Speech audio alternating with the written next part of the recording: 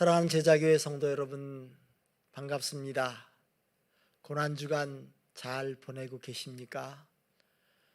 코로나 바이러스 감염증으로 힘든 나날들을 지내고 계시지만 그 가운데서도 우리 주님 대속의 은혜를 마음에 새기시며 이 고난주간 더 은혜가 충만한 한 주간이 되기 원합니다. 오늘 둘째 날 고난주간 특별기도회 기도함으로 시작합니다.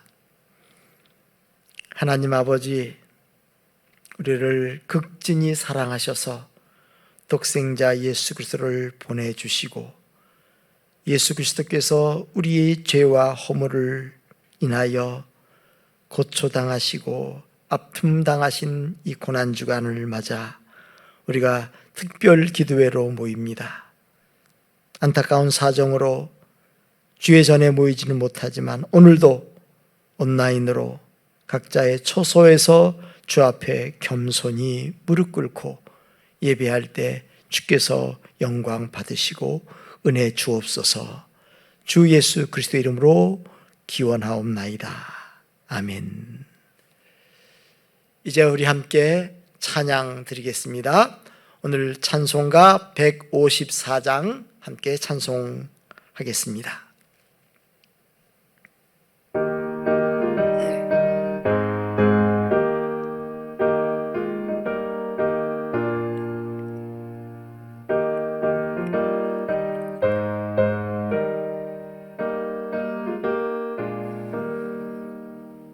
생명의 주여 면류관 받으시옵소서. 날 위해 쓰신 가시관 나 기억합니다. 저 겟세마네 기도를 늘 기억하게 하시고 그 십자가의 은혜로 날 인도하소서. 늦었던 무덤 내게도 보이시옵소서. 잠드신 동안 천사가 굳게 지키었네. 저 겟세마네 기도를 늘 기억하게 하시고 그 십자가의 은혜로 날 인도하소서. 마리아처럼 새벽에 주께로 갑니다. 빈 무덤 내게 보이사 날 가르치소서. 저 겟세마네 기도를 늘 기억하게 하시고 그 십자가의 은혜로 날 인도하소서. 고난의 잔을 날 위해 다 마셨나이다. 나 항상 나의 십자가 감당케 하소서. 저 겟세마네 기도를 늘 기억하게 하시고 그 십자가의 은혜로 날 인도하소서. 아멘. 이 시간 하나님의 말씀 함께 보도록 하겠습니다. 오늘 함께 보실 말씀은 신약 성경 요한복음 6장 63절에서 64절 말씀입니다. 성경책 154면 전후가 되겠습니다. 제가 하나님의 말씀을 읽을 때에 여러분들도 계신 처소에서 하나님의 말씀을 함께 읽어주시면 좋겠습니다. 하나님의 말씀을 받들어 읽겠습니다. 살리는 것은 영이니 육은 무익하니라. 내가 너희에게 이른 말은 영이요 생명이라. 그러나 너희 중에 믿지 아니하는 자들이 있느니라 하시니, 이는 예수께서 믿지 아니하는 자들이 누구며 자기를 팔 자가 누구인지 처음부터 아심이로라. 아멘. 오늘 고난주간 특별기도의 두 번째 날, 십자가주의의 사람들, 오늘 두 번째로, 오늘은 우리 그리스도인들이 가장 꺼려하기도 하며 또 가장 싫어하고 닮고 싶지 않은 인물, 그 첫 번째인 가롯 유다에 대해서 함께 살펴보고자 합니다. 그는 예수님의 제자로 부름 받았지만 결국 예수님을 팔아넘긴 배신자, 가장 불명예스러운 인물입니다. 그는 가롯 지방의 출신으로서 다른 11 제자가 모두 갈릴리 지방인데 반해서 그만은 가롯 지방의 사람이었습니다. 그런데 그의 모습을 보면 성경에 돈괴를 맡은 자라고 말씀합니다. 돈을 관리하는 사람, 그 예수님의 12제자 공동체에서 회계 담당자였죠.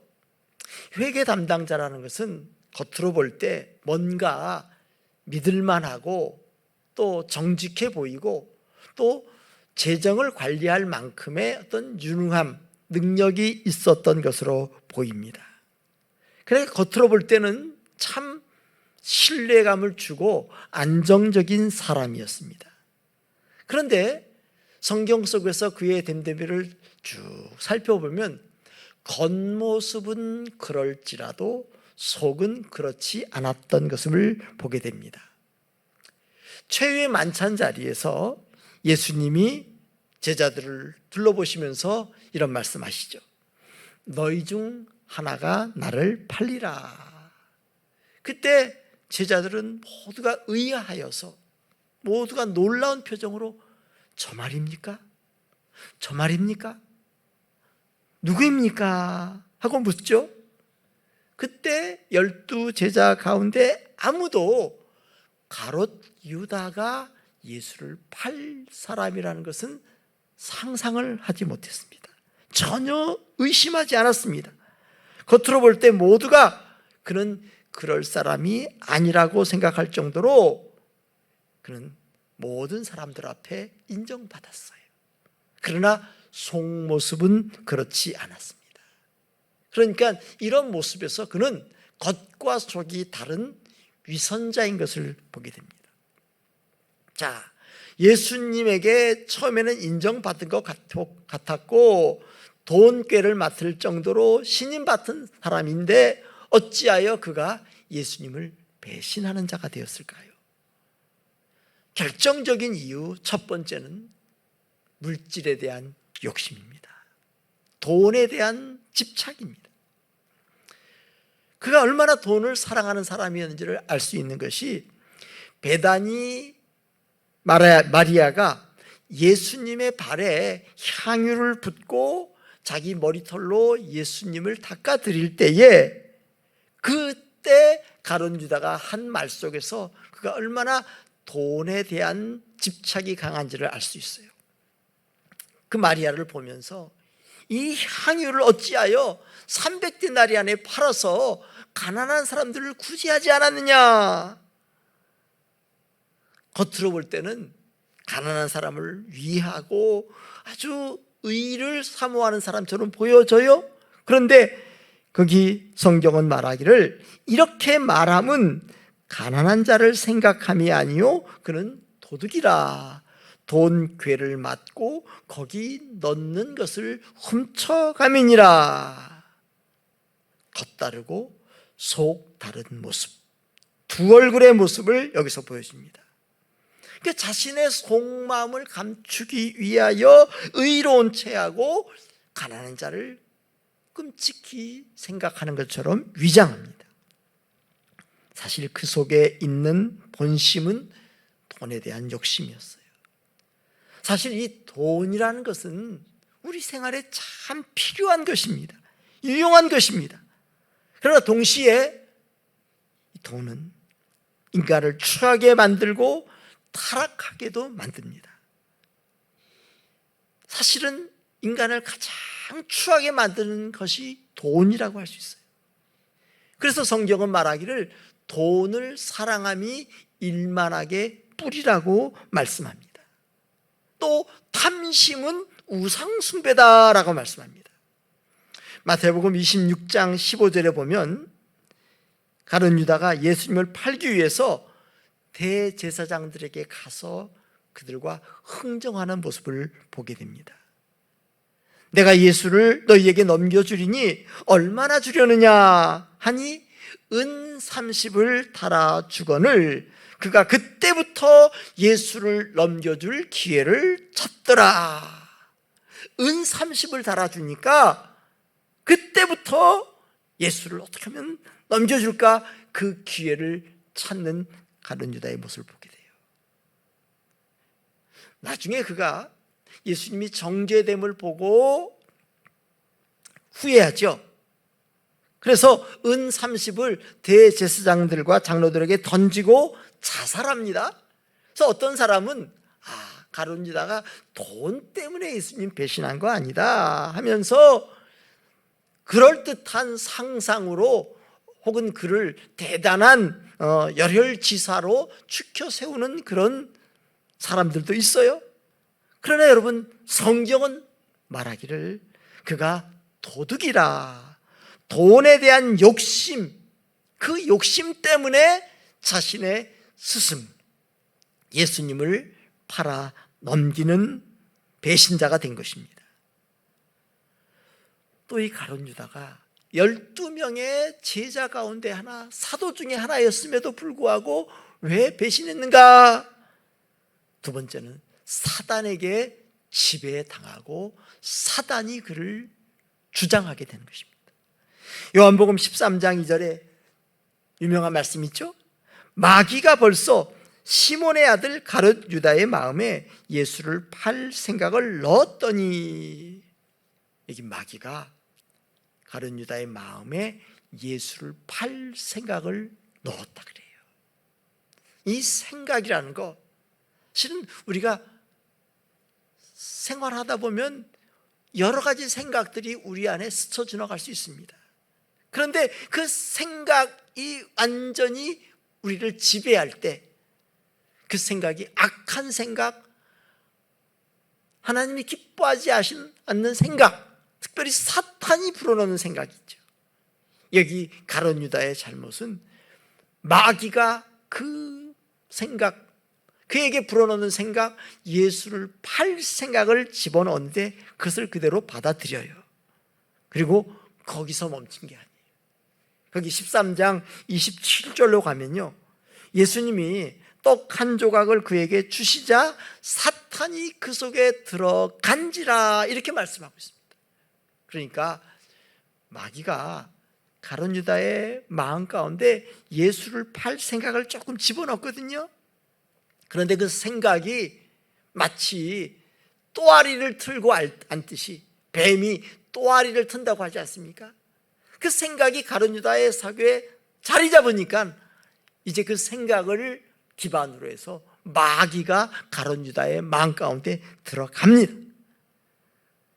그래서 예수를 팔아 넘기고 나중에는 예수님이 정죄됨을 보고 후회하고 스스로 뉘우치지만 그는 마귀에게 이끌린 자가 되었기 때문에 스스로 목매달아 죽는 그런 비극적인 선택을 하게 되는 거죠.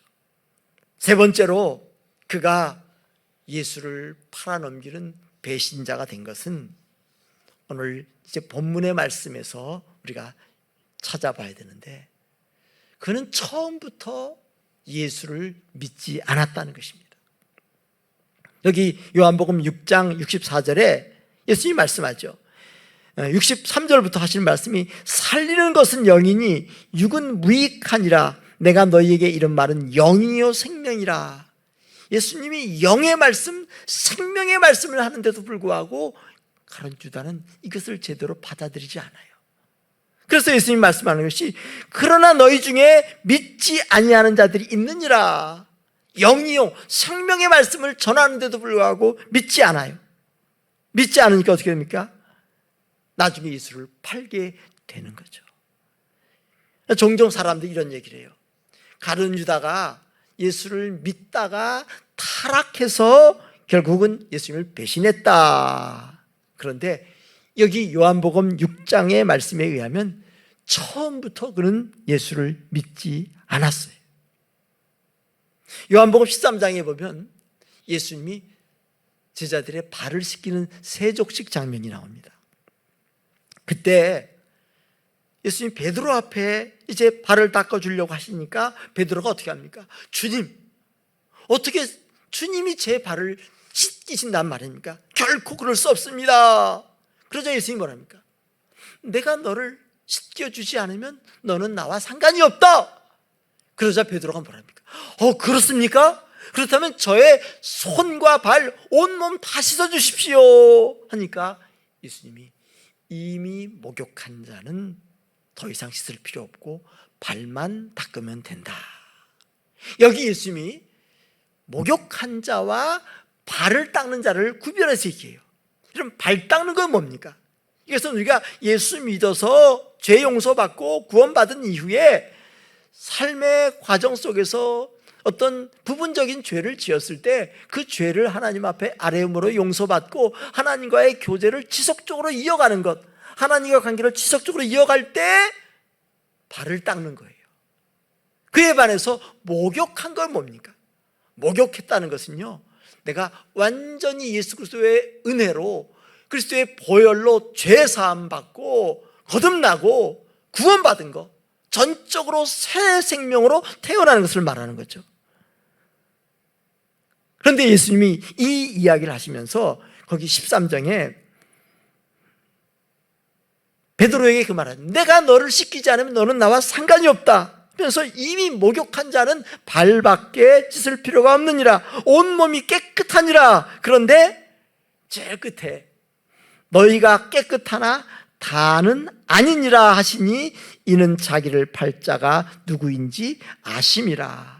그러므로 다는 깨끗하지 아니하다 하시니라. 다는 깨끗하지 아니하다. 12제자 공동체의 한 사람이었지만 예수를 따라다녔지만 그러나 그는 깨끗함 받지 못한 사람, 죄사함 받지 못한 사람, 거듭나지 못한 사람, 구원받지 못한 사람, 믿지 않은 사람이었어요. 오늘 우리가 십자가 주위에 있는 사람 두 번째로 이 가룟 유다를 보면서 우리가 많은 것을 생각하게 됩니다. 이 가룟 유다의 이야기 속에서 우리에게 주는 도전 그리고 교훈 첫 번째는요, 이 땅의 교회 가운데 심히 유감스럽지만 가룟 유다 같은 사람이 반드시 있다는 것입니다.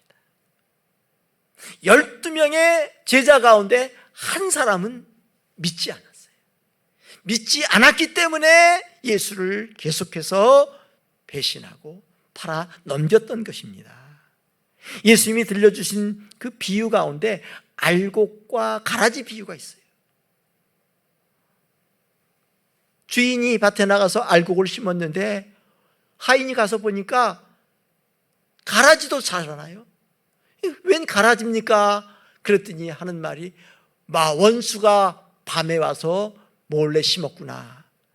그래서 하인이 말합니다. 그러면 가라지를 다 뽑을까요? 가만두어라. 가라지를 뽑다가 알곡까지 상한다. 마지막 심판 때까지 알곡과 가라지를 다 자라게 해두었다가 심판 때에 알곡은 모아 창고에 걷어들이고 가라지는 뽑아서 태운다는 거예요. 처음부터 말씀 듣고 예수 믿고 구원받은 사람이 있는 반면에 그렇지 못한 사람도 교회 안에 있다는 거예요. 그래서 우리가 이 가룟 유다의 모습 속에서 생각하게 되는 것은요, 처음에 믿을 때부터 잘 믿어야 됩니다. 첫 단추를 잘 끼워야 돼요. 예수 그리스도를 나의 구원자로, 나의 주님으로 믿고 성령과 피로써 거듭나는 것이 필요합니다. 그리고 그 이후에 주님과 개인적으로 친밀한 관계를 지속적으로 유지해 나갈 때 우리가 바른 믿음에 세워질 줄로 믿습니다. 두 번째, 가룟 유다를 통해서 우리가 배우는 교훈은요, 돈을 사랑함이 일만하게 뿌리다. 가룟 유다가 주님을 배신한 또 한 가지 원인은 돈 욕심, 재물의 욕심에 빠졌다는 거예요. 그래서 우리가 하나님 앞에 예물 드리는 이 헌금 생활을 잘 감당해야 돼요. 헌금 생활의 중요성이 무엇입니까? 우리는 주님 앞에 헌금을 드릴 때마다 이것은 주님으로부터 왔고 주님이 주실 것입니다. 주님의 것을 나는 다만 구별하여 드립니다. 모든 물질의 주인은 하나님, 주신 자도 여호와시요 취하신 자도 여호와십니다. 우리가 주님 앞에 예물을 드릴 때마다, 봉헌할 때마다 돈을 사랑하고자 하는 욕망에서 벗어나는 훈련을 하게 되는 것입니다. 우리가 재물에 대한 욕심으로부터 벗어나는 자 되기 원합니다. 마지막 세 번째로 가룟 유다를 통해서 배우는 또 하나의 교훈은, 하나님은 그도 사랑하시고 그가 돌이킬 수 있는 기회를 몇 번이나 주셨어요. 그런데 그런 회개할 기회를 놓쳤다는 거예요. 예수님이 최후의 만찬 자리에서 떡 한 조각을 그에게 주면서 이 떡 조각을 받는 사람이 나를 팔 것이다. 그런데 가룟 유다는 그 떡 한 조각을 받고는 그냥 밖으로 나갑니다. 주님이 주신 첫 번째 회개의 기회를 놓쳤어요. 두 번째, 이제 예수님이 그 감람산에서 기도하시고 있을 때 로마 군병들을 데리고 예수님을 잡으러 오지 않습니까? 그때 예수님인 것을 알리기 위해서 서로 군호를 짜가지고 예수님께 입맞추지 않습니까? 그때 예수님이 하신 말씀이, 내가 입맞춤으로 나를 파느냐? 이때도 가룟 유다가 주님 앞에 그 음성을 들을 때 자신의 죄를 깨닫고, 주님, 제가 잘못했습니다, 돌이킬 수 있는 기회가 있었음에도 불구하고 그는 돌이키지 않아요. 그럼 마지막에 예수님이 정죄됨을 보고는 스스로 뉘우치죠. 그리고는 그 은 30을 대제사장 그 무리들에게 던지고는 어떻게 합니까? 도로 갖다 주고는 내가 무죄한 피를 팔고 죄를 범하였도다 하고는 후회하고 뉘우쳐 스스로 목매달아 죽으니라. 그래서 사도행전에 보면 그의 창자가 땅에 터져서 그렇게 그것이 이제 피밭 아겔다마가 되었다고 얘기합니다. 사실은 이때도 자기가 잘못했음을 알았으면 회개하고 돌이켜야 되는데 스스로 뉘우치기는 뉘우치되 마지막 해서는 안 되는 잘못된 결정을 내림으로 스스로 목숨을 끊는 그런 비극적인 인물이 되었습니다. 사실은 누구나 다 잘못해요. 그러나 그 잘못 가운데서 회개하면 용서해 주십니다. 가룟 유다는 성경에 나오는 인물 가운데 모든 그리스도인들이 가장 배척하고 닮고 싶지 않은 인물입니다. 오늘 우리가 고난주간 둘째 날을 보내고 이제 또 내일이면 셋째 날을 맞는데, 이 가룟 유다를 반면교사 삼아서 실패자가 아닌 성공자, 그리스도의 제자로서 성공하고 승리하는 그런 그리스도의 참된 제자가 되기를 원합니다. 기도하겠습니다. 하나님 아버지, 오늘도 이렇게 특별 기도회로 온라인으로 참여하게 해주셔서 감사합니다. 오늘은 예수님의 주위에 있었던 사람 중에 하나였던 예수님의 제자 가룟 유다, 그가 예수님을 배신하고 은 30냥에 팔아 넘겼습니다.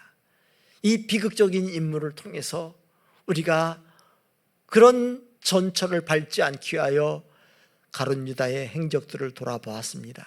하나님 아버지, 우리가 바로 믿을 수 있도록 도와주옵소서. 처음부터 시작하여 과정도 결과도 끝까지 참된 믿음의 사람 될 수 있도록 도와주시고, 물질의 욕심에 얽매이지 않도록 도와주옵소서.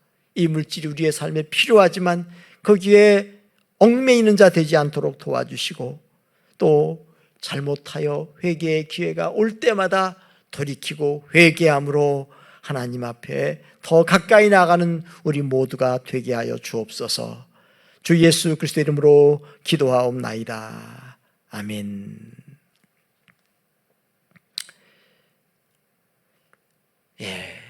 오늘은 좀 시간이 제가 길게 되었네요. 그래서 주기도문을 하고 마치고 나서 여러분들 오늘 말씀 앞에서 각자가 가정에서 기도하시면 좋겠습니다. 오늘 말씀을 생각하면서 각자 집에서 조용히 기도하시고 오늘 하루 마무리를 잘 하시고 내일 또 주님 앞에 함께 만날 수 있기 바랍니다. 주께서 가르친 기도로 마치도록 하겠습니다. 하늘에 계신 우리 아버지, 아버지의 이름을 거룩하게 하시며 아버지의 나라가 오게 하시며 아버지의 뜻이 하늘에서와 같이 땅에서도 이루어지게 하소서.